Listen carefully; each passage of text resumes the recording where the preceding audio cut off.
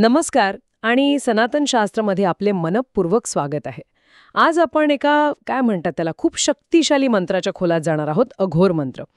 आता बऱ्याच आपण याला फक्त एक जप किंवा स्तोत्र म्हणून बघतो, बरोबर? हो, अगदी. पण आज आपण जरा वेगळ्या अँगलनी बघूया. हा मंत्र शिवाच्या चेतनेच्या 3 वेगवेगळ्या पातळ्या कशा दाखवतो आणि आपल्या स्वतःच्या आंतरिक विकासाचा म्हणजे इनर एव्होल्युशनचा नकाशा कसा आहे हे समजून घ्यायचा प्रयत्न करू. म्हणजे हा फक्त देवाची स्तुती नाहीये, तर आपल्या आत जे बदल घडतात ना, आपल्या चेतनेचा जो प्रवास आहे त्याचा हा आरसा आहे असं म्हणायला हरकत नाही. बरोबर. चला तर मग आजच्या या विश्लेषणामध्ये ह्या मंत्राचा प्रत्येक शब्द, त्याचा आतला अर्थ आणि आपल्या आयुष्यात तो कसा लागू होतो हे सगळं एकत्र बघूया. हो, नक्कीच. तर आज आपण ज्या मंत्रावर बोलणार आहोत ना, तो असा आहे: ओम अघोरेभ्यो घोरेभ्यो घोर घोर तरेभ्यः सर्वेभ्यः सर्वसर्वेभ्य नमस्ते रुद्ररूपेभ्यः. हा मंत्र खरं तर शिवाच्या वेगवेगळ्या रूपांना, त्याच्या शक्तींना आणि त्यातून जी चेतना प्रकट होते त्या अवस्थांना केलेले एक प्रकारचं वंदन आहे. सुरुवात करूया पहिल्या शब्दापासून, अघोरेभ्यो. अघोर ह्या शब्दाचा नेमका अर्थ काय आहे आणि तो आपल्या चेतनेच्या कुठल्या स्थितीबद्दल सांगतो? अघोर यात अ म्हणजे नाही आणि घोर म्हणजे भयानक किंवा उग्र. अच्छा. तर अघोर म्हणजे जे भयानक नाही, उग्र नाही, म्हणजे शांत, सौम्य, पवित्र आणि निर्भय. आता याचा आंतरिक अर्थ बघूया. ही आपल्या चेतनेची ती एक सहज अवस्था आहे जिथे मन एकदम शांत, स्थिर असतं. म्हणजे प्रतिक्रिया नाही देत पटकन. अगदी. कोणतीही पटकन प्रतिक्रिया देण्याची किंवा लगेच काहीतरी मत बनवण्याची वृत्ती नसते. ही शुद्ध साक्षीत्वाची अवस्था आहे, म्हणजे विटनेसिंग कॉन्शियसनेस. अच्छा. जसं शिव स्वतः आहे, कोणत्याही गोष्टीला चांगलं किंवा वाईट असं लेबल न लावता फक्त तटस्थपणे पाहतो, अगदी तशीच ही अनुभवांना फक्त जाणून घेणारी अवस्था आहे. म्हणजे जसं कधी कधी आपण खोल ध्यानात जातो तेव्हा एक शांतता अनुभवतो की नाही, हो, एक पीस, तशी अवस्था म्हणायची का? किंवा जेव्हा आपल्या मनातल्या इच्छा, राग, द्वेष या भावना जरा कमी होतात आणि आपल्याला एक प्रकारची स्पष्टता येते, क्लॅरिटी जाणवते, तीच काही अघोर अवस्था. अगदी तसंच. जणू काही आपल्या आत्म्याचा तो मूळ स्वभाव जो बाहेरच्या सुखदुःखाने अजिबात विचलित होत नाही. बरोबर. ही तीच निर्विकार, शांत आणि संतुलित अवस्था आहे. आणि आपल्या सूक्ष्म ऊर्जा शरीरात म्हणजे सटल बॉडीमध्ये याचा संबंध थेट सहस्रार चक्राशी जोडला जातो. क्राउन चक्रा ज्याला आपण म्हणतो. हो, डोक्यावरचं. अगदी. हे आपल्या मस्तकाच्या वरच्या भागात आहे. इथेच आपली चेतना सगळ्या भीतींच्या, मर्यादांच्या पलीकडे जाते आणि शुद्ध एकत्वामध्ये म्हणजे युनिटीमध्ये स्थिर होते. अच्छा. ही परमोच्च शांतीची आणि ज्ञानाची अवस्था मानली जाते. इथे मी आणि बाकीचे हा भेद हळूहळू कमी व्हायला लागतो. हे खूपच छान समजावून सांगितलं. अघोर म्हणजे ती शांत, साक्षी अवस्था. आता याच्या पुढे येतो शब्द घोरेभ्यो. घोर म्हणजे तर भयानक, तीव्र. हा शब्द ऐकल्यावर थोडं निगेटिव्ह वाटू शकतं. याचा आंतरिक अर्थ काय घ्यायचा? तुमचा मुद्दा बरोबर आहे. घोर या शब्दाचा वरवरचा अर्थ भयानक, तीव्र, उग्र असाच आहे. पण अध्यात्मात आणि विशेषतः शैव परंपरेत याला एक खूप खोल आणि सकारात्मक अर्थ आहे. इथे घोर म्हणजे फक्त बाहेरचं भीतीदायक रूप नाही. घोर हे खरं तर आंतरिक परिवर्तनाचं म्हणजे ट्रान्सफॉर्मेशनच्या तीव्र अग्नीचं प्रतीक आहे. अग्नीचं? हो. ही शिवाची ती विध्वंसक वाटणारी पण खरं तर शुद्ध करणारी ऊर्जा आहे, जी आपल्या आतले भ्रम म्हणजे इल्युजन्स, आपला अहंकार, इगो आणि अज्ञानाचे थर जाळून टाकते. अच्छा. जेव्हा आपल्या आयुष्यात मोठे बदल घडतात, दुःख येतं, नुकसान होतं किंवा एखादं संकट आपल्याला हलवून टाकतं, हा देणं नाही म्हणताय ना? नाही, अजिबात नाही. उद्देश शिक्षा देणं नसून आपल्यातली अशुद्धता, आपल्या मर्यादा जाळून टाकणं आहे, जेणेकरून आपण अधिक विकसित, अधिक शुद्ध होऊ शकू. म्हणजे it's like tough love from the universe. अच्छा. म्हणजे हे असं आहे तर म्हणजे आपल्या आयुष्यातले ते क्षण जेव्हा अहंकाराला धक्का बसतो किंवा आपण भावनिक वादळात असतो, सगळं उलटंपालटं होतं, ते क्षण म्हणजे शिवाच्या घोर रूपाचं प्रकटीकरण असू शकतं. हो, असू शकतं. पण हे अनेकांना फक्त त्रासदायक वाटतं ना? म्हणजे या सकारात्मक परिवर्तनाच्या कल्पनेशी जुळवून घेणं कठीण नाही का वाटत? बरेच जण अशावेळी देवाला दोष देतात. अगदी महत्वाचा मुद्दा आहे हा. आणि हे खरं आहे की वरवर पाहता हे अनुभव खूप क्लेशदायक असतात. त्यांना लगेच सकारात्मकतेने पाहणं कठीण वाटू शकतं. पण दृष्टिकोन बदलला तर, जसं सोनं शुद्ध करायला त्याला अग्नीत तापवावं लागतं, बरोबर. तसंच आपल्या चेतनेच्या शुद्धीकरणासाठी या घोर अनुभवांची गरज असू शकते. हे त्रासदायक अनुभव आपल्या कमजोर बाजू, आपल्या मर्यादा आपल्या समोर आणतात आणि आपल्याला बदलायला भाग पाडतात. आणि साधनेतून जी ऊर्जा निर्माण होते ती? हो, तीच. तपश्चर्येतून जी आंतरिक ऊर्जा, ज्याला तप म्हणतात, निर्माण होते, ती सुद्धा याच घोर तत्वाचा अंश आहे. अच्छा. ती आपल्या जुन्या सवयी म्हणजे पॅटर्न्स, आपला कम्फर्ट झोन तोडून आपल्याला पुढे नेते. आपल्या आतल्या अंधाराला, आपल्या शॅडो सेल्फला सामोरं जाण्यासाठी जी शक्ती लागते ती याच घोर तत्वातून येते. याचा संबंध आपल्या नाभीजवळच्या मणिपूर चक्राशी आहे. नेवल चक्र, सोलर प्लेक्सस चक्र. मणिपूर चक्र. हो, हे आपल्या आंतरिक शक्तीचं, इच्छाशक्तीचं, विल पॉवरचं केंद्र आहे. हे चक्र म्हणजे जणू एक भट्टी आहे, जिथे आपले कच्चे अनुभव, आपल्या अपरिपक्व भावना पचवल्या जातात. इथेच आपला खोटा स्व, आपला मर्यादित अहंकार वितळवला जातो आणि आपल्या खऱ्या स्वरूपाला आकार मिळतो. या घोर अग्नीमुळेच आपण आव्हानांना तोंड द्यायला तयार होतो. अप्रतिम. म्हणजे अघोर म्हणजे शांत शिव, साक्षी भाव, आणि घोर म्हणजे परिवर्तनाचा अग्नी, शुद्धीकरण. अगदी. हे दोन्ही पैलू समजल्यावर आता मंत्राचा तिसरा भाग येतो, घोर घोर तरेभ्यः. हा तर आणखीनच रहस्यमय वाटतोय. घोर आणि अघोरच्याही पलीकडचा. याचा अर्थ काय असावा? घोर घोर तरेभ्यः याचा शब्दशः अर्थ आहे जे भयानक घोर आणि अभयानक अघोर या दोन्हींच्या पलीकडचे आहे. दोन्हींच्या पलीकडचे? हो. यातला तर हा प्रत्यय पलीकडचे किंवा ट्रान्सेंडिंग या अर्थाने येतो. ही चेतनेची अशी परमोच्च अवस्था आहे जी शांतता आणि वादळ, सुख आणि दुःख, निर्मिती आणि विनाश, चांगलं आणि वाईट या सगळ्या द्वंद्वांच्या, ड्युअलिटीजच्या पलीकडे आहे. अच्छा. यालाच वेदांतात तुरीय अवस्था म्हणतात. तुरीय, चौथी अवस्था. बरोबर. जी जागृती, वेकिंग, स्वप्न, ड्रीमिंग आणि गाढ झोप, डीप स्लीप या आपल्या नेहमीच्या अनुभवांच्या पलीकडची एक शुद्ध, अलिप्त साक्षीत्वाची, प्युअर विटनेसिंगची अवस्था आहे. या अवस्थेत पोचल्यावर हे चांगलं आणि ते वाईट, हा प्रकाश आणि तो अंधार अशा कल्पनाच राहत नाहीत. सगळं काही एकाच परमतत्वाचे अविभाज्य भाग म्हणून अनुभवाला येतं. आणि या अवस्थेत साधकाला शिव बाहेर कुठेतरी दूर आहे असं वाटत नाही. मग तो स्वतःच शिवरूप अनुभवतो. त्याच्यासाठी मग कोणतीही गोष्ट अशुद्ध राहत नाही, कोणतीही गोष्ट वेगळी काढून पवित्र मानण्याची गरज उरत नाही.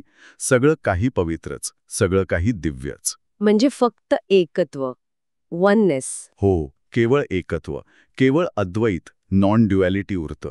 जसं समुद्राच्या लाटा आणि समुद्र वेगळे नाहीत ना, हो, तसंच सर्व काही त्या एकाच शिवाचं रूप आहे, ही सहज जाणीव होते. म्हणजे ही ती अवस्था आहे का जिथे उपनिषदांमधली महावाक्य, जसं अहम ब्रह्मास्मी, मीच ते परमतत्व आहे, हो, किंवा शिवोहम, मीच शिव आहे, हे फक्त ऐकलेलं ज्ञान न राहता प्रत्यक्ष अनुभूती बनते. अगदी बरोबर. जिथे सगळी विरोधाभास एकत्र येतात, संन्यासी आणि संसारी, शांतता आणि क्रियाशीलता, जीवन आणि मृत्यू, हे सगळं एकाच परमसत्याची वेगवेगळी रूपं आहेत, हे स्पष्ट होतं. यालाच कदाचित अघोर भाव म्हणत असतील, ती परिपूर्ण समत्वाची स्थिती, स्थितप्रज्ञता.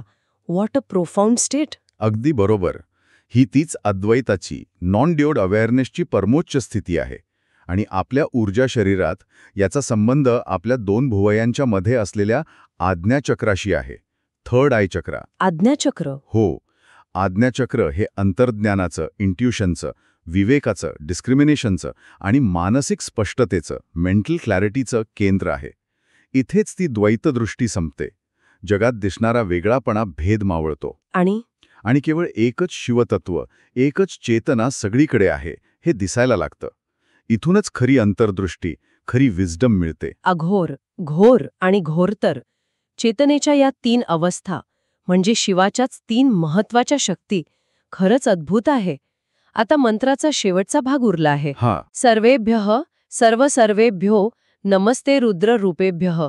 याचा अर्थ काय आहे आणि हा भाग या संपूर्ण मंत्राला कसा पूर्णत्व देतो? सर्वेभ्यः, सर्व सर्वेभ्य नमस्ते रुद्र रूपेभ्य याचा सरळ अर्थ आहे सर्व ठिकाणी सर्वेभ्य आणि सर्व रूपांमध्ये सर्व सर्वेभ्य, अस्तित्वात असलेल्या रुद्राचा, रुद्र म्हणजे शिवाचे एक उग्र पण कल्याणकारी रूप, त्या सर्व रूपांना माझा नमस्कार असो. नमस्ते रुद्ररूपेभ्य. अच्छा, सगळ्या रूपांना नमस्कार. हो, हा भाग म्हणजे अंतिम बोध आहे, दी अल्टिमेट रिअलायझेशन.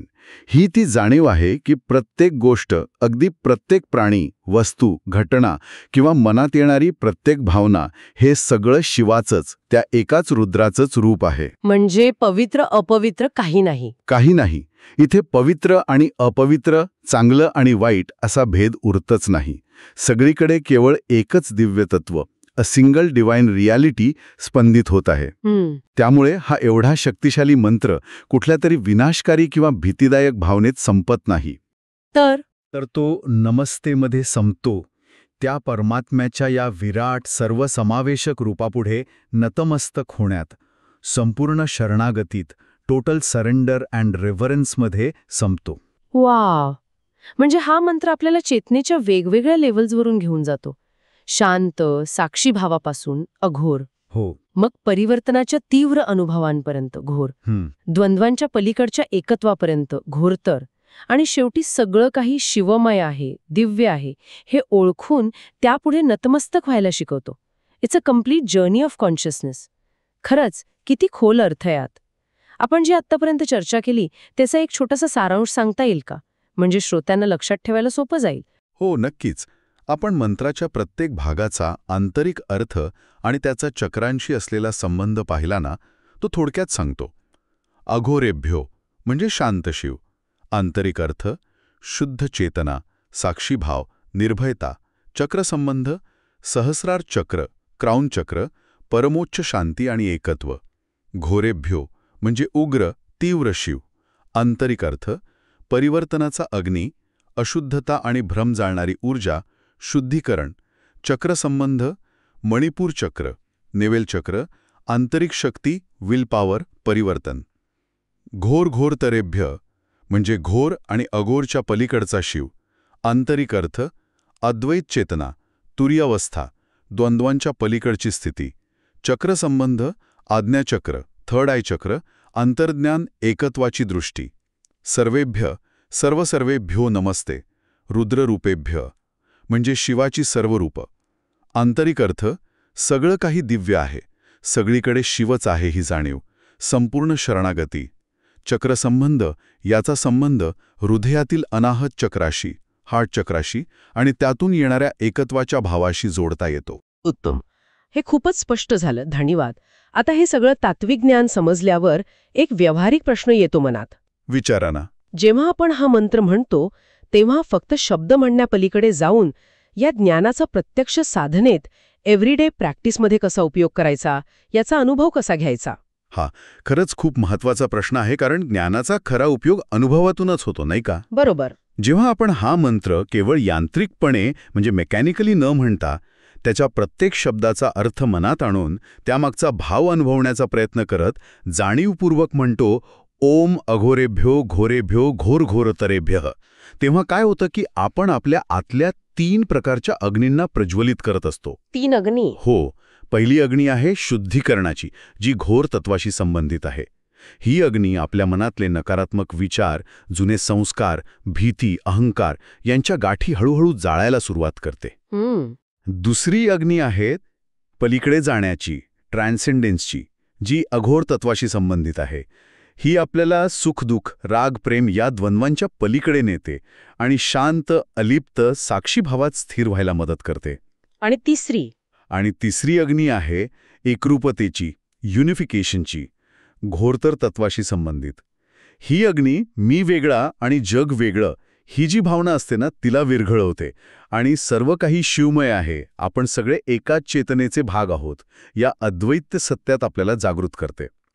म्हणजे थोडक्यात काय तर या मंत्राचे ध्वनिस्पंदन्स, व्हायब्रेशन्स आणि त्यासोबत जोडलेल्या अर्थाचा भाव हे आपल्या सबकॉन्शियस माइंडला, आपल्या चेतनेला एक प्रकारे रिप्रोग्राम करतात. हो, ते आपल्या मनात खोलवर रुजलेल्या भीती कमी करतात, भ्रमाचे आणि अज्ञानाचे पडदे दूर करतात आणि आपल्या खऱ्या मूळच्या एकत्वाच्या स्वरूपाला, आपल्या डिवाइन सेल्फला जागृत करायला मदत करतात. मग हे कसं करायचं? म्हणजे मंत्र म्हणताना काय विचार करायचा? मंत्र म्हणताना प्रत्येक भागावर लक्ष केंद्रित करता येतं. त्या भावनेला अनुभवण्याचा प्रयत्न करायचा. जसं अघोर म्हणताना शांती अनुभवायची, घोर म्हणताना परिवर्तनासाठीची सज्जता किंवा शक्ती अनुभवायची, घोरतर म्हणताना ती विशालता, एकत्वाची भावना, आणि नमस्ते म्हणताना कृतज्ञता आणि शरणागती. म्हणजे हा मंत्र म्हणजे केवळ शब्दांची रचना नाहीये, तर तो चेतनेला जागृत करणारं, ट्रान्सफॉर्म करणारं एक अत्यंत प्रभावी असं आंतरिक साधन आहे, अन इनर टेक्नॉलॉजी. अगदी तसंच. आपल्या वेगवेगळ्या कॉन्शियसनेस लेव्हल्सना स्पर्श करण्याचं आणि स्वतःमध्ये सकारात्मक बदल घडवून आणण्याचं एक शक्तिशाली माध्यम आहे. अगदी बरोबर. हा स्वतःच्या आत खोलवर उतरण्याचा आणि शिवाच्या या विविध शक्तींना, या विविध पैलूंना आपल्यातच अनुभवण्याचा एक मार्ग आहे. तर आजच्या या सखोल चर्चेतून आपण पाहिलं की अघोर मंत्र हा केवळ एक पूजापाठ किंवा जप करण्यापुरता नाहीये. नाहीच. तो आपल्या आंतरिक उत्क्रांतीचा, आपल्या चेतनेच्या विविध स्तरांना जाणून घेण्याचा आणि शेवटी या सृष्टीतल्या प्रत्येक गोष्टी तेच एक शिवतत्व पाहण्याचा, अनुभवण्याचा एक गहन आणि सुंदर मार्ग आहे. आणि आजच्या चर्चेनंतर एक विचार मनात येतोय, जो श्रोत्यांनीही करावा असं वाटतं. कोणता? आपल्या रोजच्या आयुष्यात जी आव्हाने येतात, अडचणी येतात, हो कधीकधी खूप त्रासदायक परिस्थिती येते, हो त्यात जर आपण शिवाच्या या घोर तत्वाचा अंश ओळखू शकलो, म्हणजे ही परिस्थिती मला काहीतरी शिकवण्यासाठी आली आहे, माझ्या आतली अशुद्धता जाळून मला अधिक मजबूत करण्यासाठी आली आहे, अशा दृष्टीनं पाहू शकलो, तर त्या परिस्थितीकडे बघण्याचा आपला दृष्टिकोन कसा बदलेल? म्हणजे नकारात्मकता कमी होईल का? कदाचित त्यातील नकारात्मकता कमी होईल आणि त्यातून शिकण्याची, पुढे जाण्याची संधी आपल्याला जास्त स्पष्टपणे दिसेल. काय वाटतं? खरंच हा विचार करण्यासारखा मुद्दा आहे. या अघोर मंत्रातील खोल अर्थ आपल्या स्वतःच्या जीवनात, आपल्या आंतरिक प्रवासात कसा प्रतिध्वनित होतो, किंवा या मंत्राचा जप करताना, अर्थ समजून घेताना आपले अनुभव काय आहेत? आजच्या चर्चेतून आपल्याला कोणती नवीन दृष्टी मिळाली हे आम्हाला कॉमेंट्समध्ये नक्की सांगा. हो, नक्की सांगा. तुमचे अनुभव इतरांनाही प्रेरणा देऊ शकतात. आणि जर आजची ही चर्चा आपल्याला अर्थपूर्ण वाटली असेल, मार्गदर्शक वाटली असेल, तर या डिस्कशनला नक्की लाईक करा. आपल्या मित्रमैत्रिणी, कुटुंबीय ज्यांना अशा आध्यात्मिक विचारांमध्ये, सेल्फ डिस्कव्हरीमध्ये रुची आहे, त्यांच्यासोबत शेअर करा. आणि हो, सनातन शास्त्रसोबत जोडलेले राहण्यासाठी, अशाच सखोल आणि प्रेरणादायी चर्चा ऐकण्यासाठी चॅनलला सबस्क्राईब करायला विसरू नका. तुमच्या सहभागाने आणि प्रतिसादाने हे ज्ञानाचे आदानप्रदान अधिक सखोल आणि समृद्ध होत जाते. पुढच्या वेळी पुन्हा भेटूया एका नवीन विषयासह, एका नवीन चिंतनासह. तोपर्यंत नमस्कार. नमस्कार.